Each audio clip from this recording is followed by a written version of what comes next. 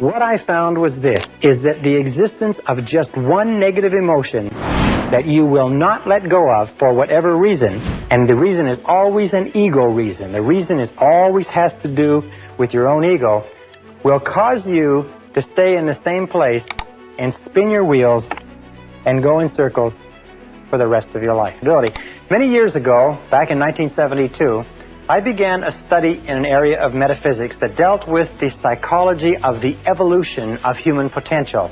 And one of the things that leaped out of those pages at me, and I've never really have recovered from it, was the discussion of the connecting link between irresponsibility and negative emotions. And the fact that negative emotions are the great blocking emotions or crippling emotions of your life and my life.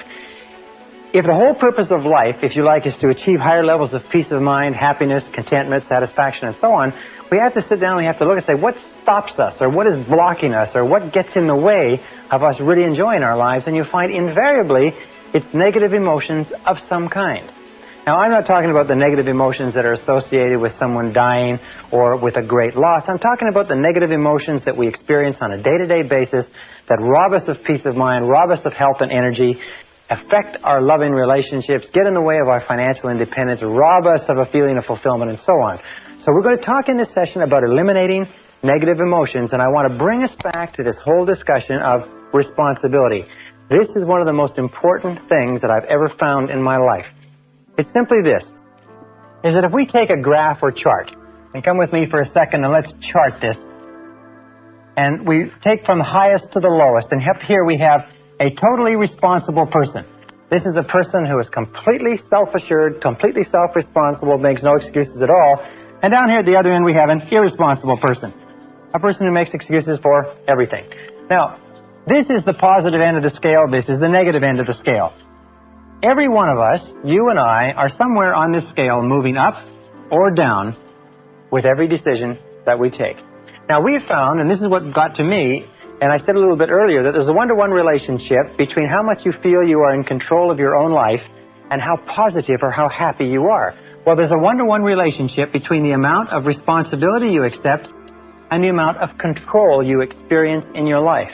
And there's a one-to-one relationship between the amount of responsibility and control you accept and the amount of freedom that you feel that you have. Freedom is the indispensable requirement for happiness. That true success, true happiness in life means being free to live your life your own way as you decide, without anybody else telling you what to do.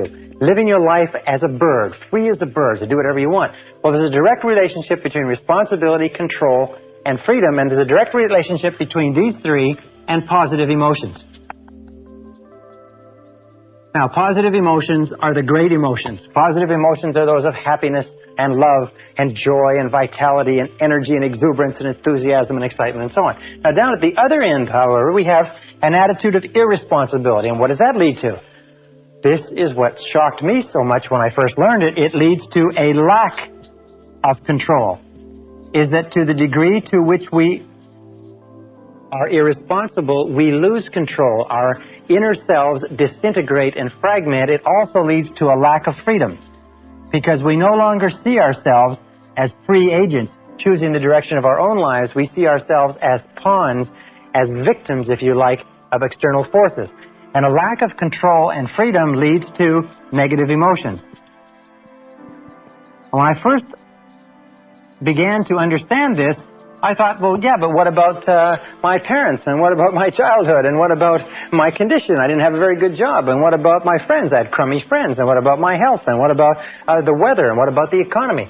When I began to realize this, I began to realize that you put all that aside. If your highest aim, your highest goal is positive emotions of happiness, joy, freedom, enthusiasm, and so on, then you have to stop making excuses.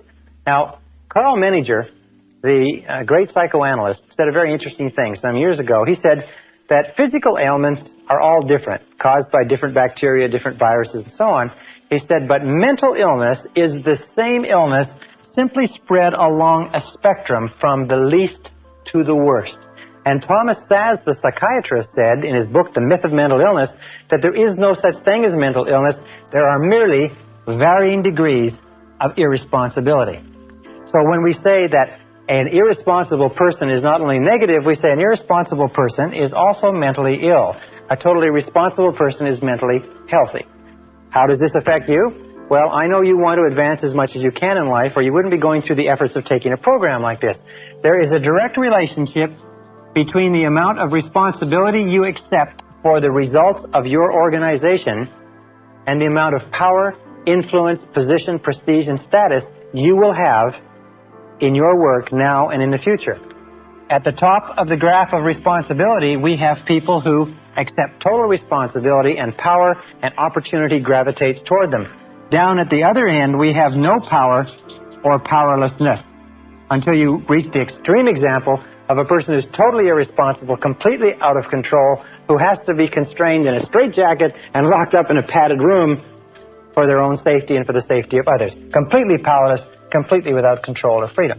Now, every time we make a decision to be self-responsible, we move up on this graph.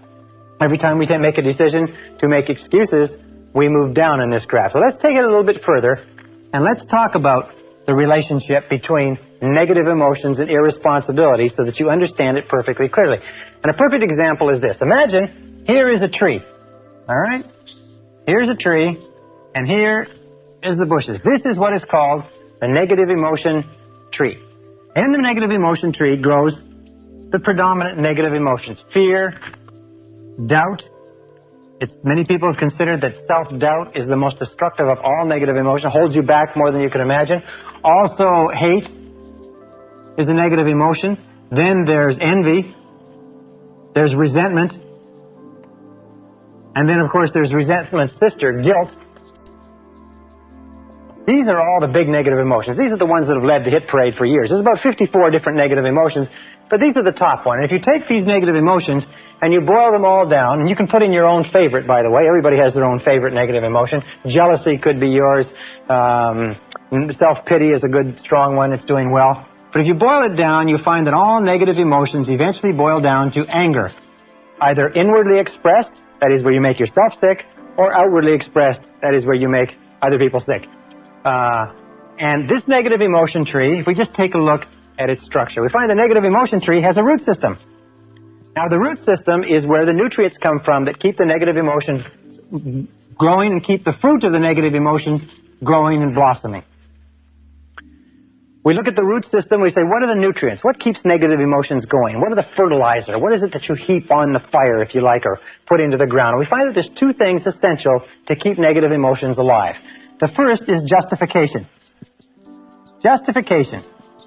That's merely telling yourself and anybody else who will listen why you are justified in having this emotion. And the other is what we call identification. Identification means taking things personally. That's why, of course, they suggest that a person who acts as their own lawyer has a fool for a client. Probably a person who acts as their own doctor has a fool for a patient, too. Because we become so personally identified with our own situation, and so do you, we take it so personally that we get all emotionally involved and wrapped up in it. So we find that it's not possible for you to be negative about anything for very long unless you can justify or have a reason for it and explain it to other people, or unless you can identify and take it personally. For instance, if somebody comes in from the parking lot and says, they just ran into a car in the parking lot, it doesn't bother you at all, because you don't identify with it. Now, if they said they just ran into a car in the parking lot and it's your car in the parking lot and the person's gone, now you can become extremely upset. Remember this, however, that we always choose these responses. I'll come back to this in a second. So how do we get rid of justification? How do we starve the root system of the negative emotion tree? The way that we get rid of justification is by becoming non-judgmental. In the Bible it says, judge not that ye be not judged. And since the Bible is, amongst many other things, a book of philosophy and metaphysics and how to live, being non-judgmental means that you just refrain from judging, hold back from judging. Instead of casting a judgment that somebody is guilty of something, somebody has done something, just remain open and neutral. Just remaining neutral, and that's the key, stops the negative emotion from getting going. One of the things that we know about negative emotions, and I've studied them for years, is that negative emotions start off like a spark. And as they are fed, as we dwell upon them, as we justify them, as we become judgmental about the situation, they start to grow and grow and grow until they absolutely consume our minds. Now, with regard to identification, which is taking things personally, what we do is what is called, we disidentify. We objectify, or we again remain neutral. We try to keep it at arm's length. We say there is a problem, but I am not the problem. There is a difficulty, but the difficulty is not me, and we keep it at arm's length. So these two, once we begin to stop justifying and stop identifying or taking things personally, stop getting emotionally involved. Have you ever had the situation where somebody comes to you with a problem and you get so emotionally involved with their problem that you start to feel upset, and they go away and they don't have a problem anymore, and you're still there and you're upset? This is because we've taken it so personally. However, the key to getting rid of negative emotions, and this is the most important part of this, is the trunk. It's cutting down the trunk of the negative emotion tree. And the trunk of the negative emotion tree is blame. Blame is 99% of negative emotions. Now, it's very important to understand where negative emotions come from. Negative emotions come from inside you. Negative emotions are not contained in external situations. Negative emotions are not caused by other people or other situations. Negative emotions are caused by your response to other situations. Perfect example. Two people meet the same situation, a traffic jam, a rude waiter, whatever it happens to be, and one person gets all upset and uptight and angry, the other person lets it go off their back. Another example. The same person, 2 different days. One day they've had an argument or a flat tire or they're late for work, they get into a traffic jam and they're angry and they're uptight. The next day, they leave with plenty of time, they had a lovely breakfast with their family, they got lots of time to get to work, they have a traffic jam, it doesn't bother them at all. In both cases, it's an example of that the negative emotion does not come from the situation. Is that you are always free to choose the quality of your emotional life.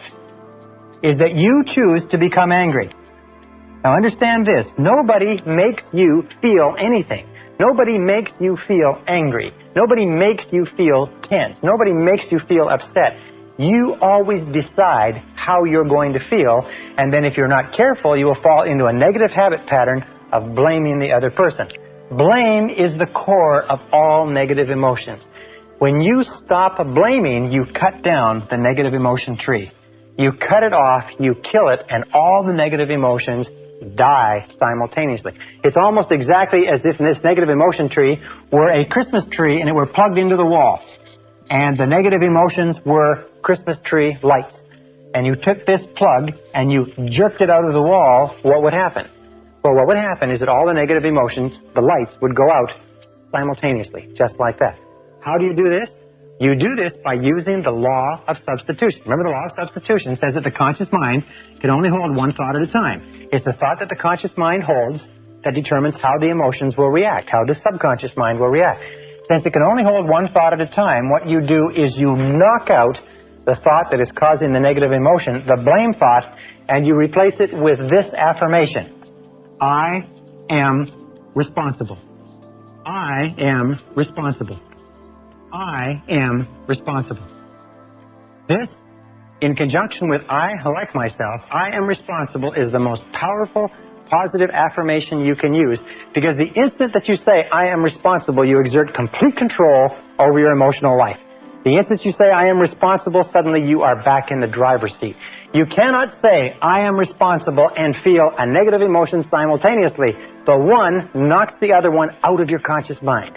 And you can start off, for instance, each one of us has a situation that causes us a lot of aggravation. You have a situation, maybe a person, but every time you think about it, you get angry. Every time you think about it, you get cross or you get distracted. What you do is whenever you start to think about that situation, neutralize it by saying, I am responsible. Wait a minute, I am responsible. Is it a relationship? Who got yourself into the relationship? Did somebody put you there at gunpoint, or did you get into it by yourself? Is it a job? Is it an investment? Is it a health problem of some kind? In every case, accept responsibility. Now, there's a big difference between acceptance and responsibility, and let me just write this up. It's responsibility versus blame.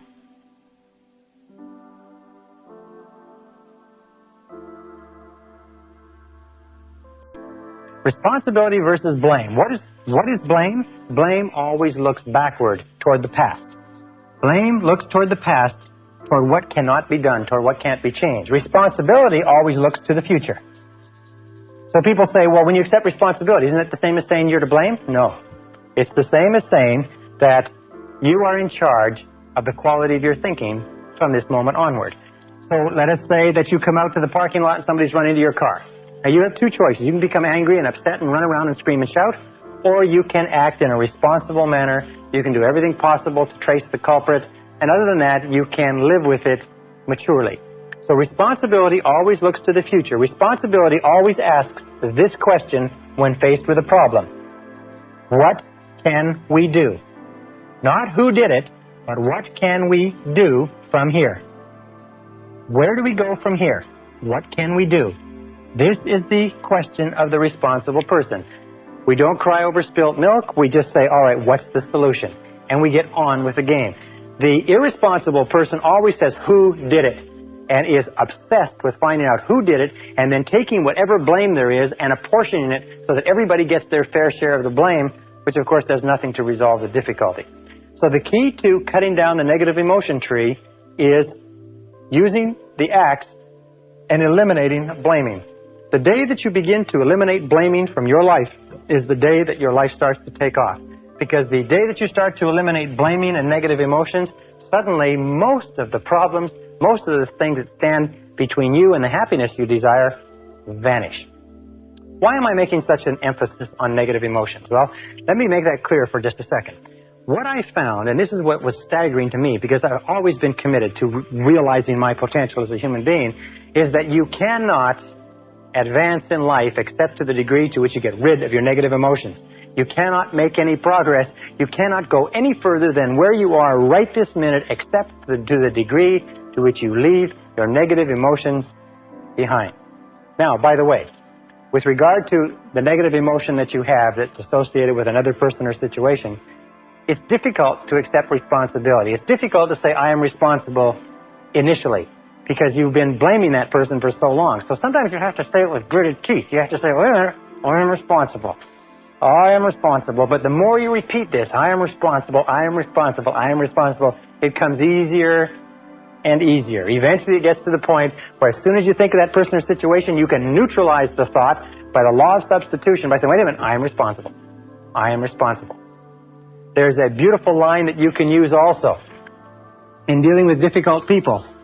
It goes back to self-esteem, and it also has to do with eliminating negative emotions, is say something like this: no matter what you say or do, I'm still a valuable and worthwhile person. Or, no matter what happens, I am still a valuable and worthwhile person. Or no matter how this situation turns out, I am still a valuable and worthwhile person. The natural course of life is this. Here's the road of life. And when we're children, we start off with no negative emotions. All negative emotions, by the way, have to be taught to a child. They have to be taught, and the child has to learn them from their parents. Have you ever seen a negative baby? There's no such thing as a negative baby. Babies just laugh, and they're happy, and they cry when they have needs, but babies are not negative. But as we grow up, we watch the people around us, and we begin to develop our own negative emotions, which we carry in a sack on our back. As we become teenagers, this sack grows big enough to the point where we can even go to slumber parties, or we can get together with our buddies and we can talk about how terrible our childhood has been, how rotten our parents are, how rotten our siblings, teachers, and everything else are. Now, when we become adults, what is the mark of adulthood in our society? The mark of adulthood is that you have a great gunny sack full of negative emotions because you have suffered. And what happens is you spend most of your time when you're with other people letting down your guards and telling them about how much you've suffered. What you do is you use exchanges of negative emotions as the basis for your relationships. You say, look, I'll show you my negative emotions if you'll show me yours. Remember, like we used to do as kids? And what you do is you get together like a couple of traders in an Arab bazaar, and you display your negative emotions. You say, oh, look at this rotten childhood I had, and look at this terrible relationship, and look at how crummy my boss is, and how rotten this is, and so on. And you exchange them back and forth. Now, what happens when you talk about and think about your negative emotions? Remember the law of concentration? Whatever you dwell upon grows. Whatever you dwell upon grows and gains strength and stays alive. Negative emotions, by the way, and this is another thing that I learned in the study, is negative emotions are very fragile and ephemeral things. Is that if you don't keep them alive through constant talking, through constant cultivation, you know what happens? They die on you. Yes, you see, negative emotions just die. It's like a fire. If it falls where there's nothing, or a spark, if it falls where there's nothing to burn, it goes out. Negative emotions, unless you talk about them and keep them going, unless you dwell on them all the time, they die on you. You ever had an experience where you're really worried about something, you're really upset about something, and it's preoccupying all of your time, and then you get to work or you get home and you get so busy doing something else that for about 3 or 4 hours, you don't have time to think of anything else. And about 3 or 4 hours, you stop and say, geez, I haven't worried about that for a long time. I've got to get back to worrying about it because what's happening is going out. It's like a fire that's going out. So you've got to get back to it. You've got to think about it and talk about it and worry about it and hassle it to get it back up to the point where it's preoccupying your whole mind. How many times does that happen? Well, what the mature adult does is the mature adult leaves their negative emotions by the side of the road and gets on with the rest of their life. They get on with the rest of their life. They leave them there instead of dragging them along. They leave them like a big pile of garbage at a garbage strike. They just leave it there. And when people say, how are things going? You say, wonderful. You say, how's life? You say, terrific. You say, how's your relationships? Couldn't be better. How is your health? How are you feeling? I feel great. In other words, don't talk about negative things, because when you talk about negative things, you actually increase them and you draw more of them into your life. Look at the people that you know who have problems. You notice the people that you know who have problems all the time, never seem to solve their problems? Are people who talk about their problems all the time? To him that hath shall more be given, from him who hath not even that which he has shall be taken away. Now, this is another critical point with regard to relationships. And I learned this again in my studies. It is that each of us has a certain amount of suffering that we've gone through, and people fall in love with their suffering. People love their suffering. As a matter of fact, they feel that they've paid for it, they've thought about it, they've lived with it for so long that most people are very reluctant to give up their suffering. You can't talk them out of it. You say, well, why don't you just forget it? Why don't you just put it behind you? Why don't you just get on with it? They say, well, I can't do that. Do you know how much I've suffered? Do you know how much emotional investment I've put into this relationship, this job, this career, and so on? I remember, I can tell you 1,000 people who've come up to me who are in bad relationships. And they say, well, I've been in this relationship or in this marriage now for several years, and I'm miserable, I'm unhappy, we don't like each other, it's going nowhere. I say, why don't you do something about it? But after all these years? And what I say to them is, I say, look, the average life expectancy of the average American today is between 75 and 80 years, and it's going up. By the time we reach the end of the century, the average life expectancy will probably be 80, 85, 90 years old. Do you know what that means? That whatever age you are now, and you may be 20, 25, 30, 35, it doesn't really matter, you subtract that from 80, you get the number of years that you've got left to live in this current situation. You ask yourself, do you want to live in this situation for the next 30, 40, 50 years? And the answer, in all honesty, has to be no, because it's probably not going to get any better. People love their suffering. They hate to give up their suffering. So what we've devised is a very simple bit of advice. And this advice, I just recently discussed this with a consulting psychologist, and he said it's the simplest advice he's ever heard to give to people who need it. It's when somebody comes up to you and wants to talk to you about their problems. You say yes, and you be sympathetic and empathetic. It's very good to hear people and let them talk out their problems, except there are some people who do nothing but talk about their problems. Every time you see them, they talk about their problems. Very often, they talk about the same things they talked about last time. What you do is you say, yes, I hear what you say, and I'm very sympathetic. However, you're responsible for your own life. You are responsible. What are you going to do about it? You are responsible for your own life. What are you going to do about it? Now, what will happen is this, is that your good friends will say, yes, you're right, I am responsible. I have to make a change. I have to do something about it. And they'll go out and they'll do it. As a matter of fact, they'll come and they'll lay out all their problems to you, and all you say to them is this. You say, well, what do you think you should do about it? Now, your good friends can use that conversational time to get their own thoughts in line, to come up with their own conclusions and go out, and they don't need your advice. Most people don't need advice. There's an old saying that says that don't worry about the universal propensity to give advice, because the propensity to ignore it is equally universal. People don't need advice sometimes, they just need a sounding board. However, there are some people who don't have any intentions of doing anything about their problems. All they want to do is they want to use their problems as an excuse to get you to talk about them.